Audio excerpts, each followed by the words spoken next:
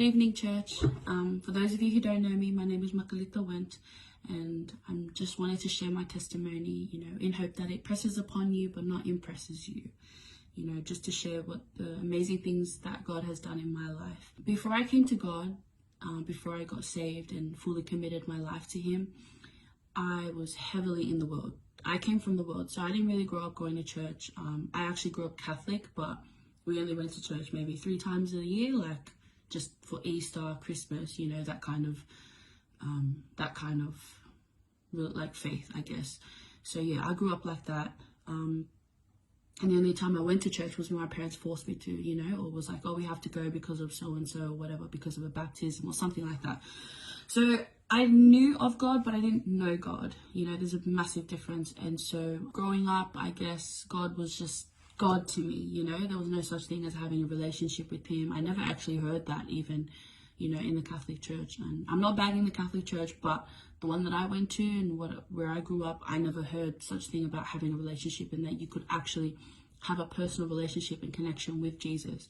And so, I went through life, I guess, seeking love and seeking, attention and seeking a sense of belonging in everywhere but God.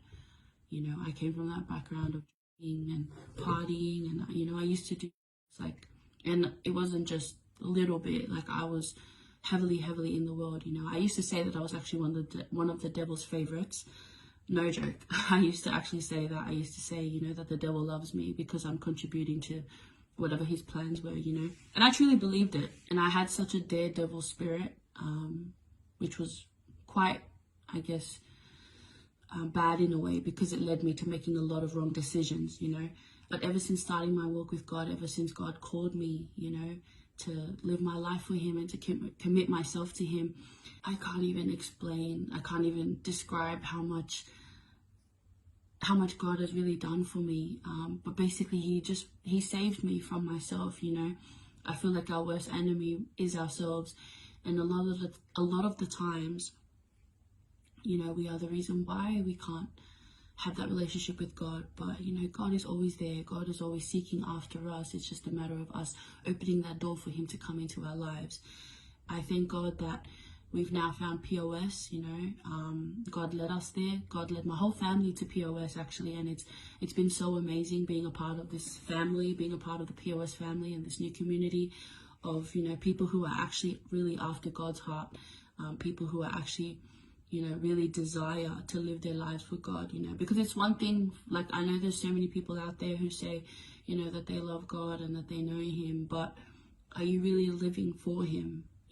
Are you really chasing after Him every single day? Are you really, taking up your cross every single day? And, not to say that walking with God has been easy, because it's not easy, but the more we seek after Him, the more we surround ourselves with godly people, the more we're constantly, immersing ourselves in God's presence, the easier it gets, because it is by God's grace.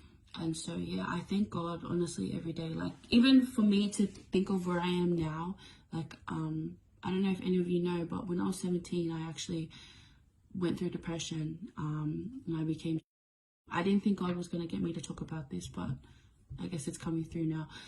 I actually ended up, becoming depressed, and I became really I was in my last year of year 12, and so that was a really tough time for me.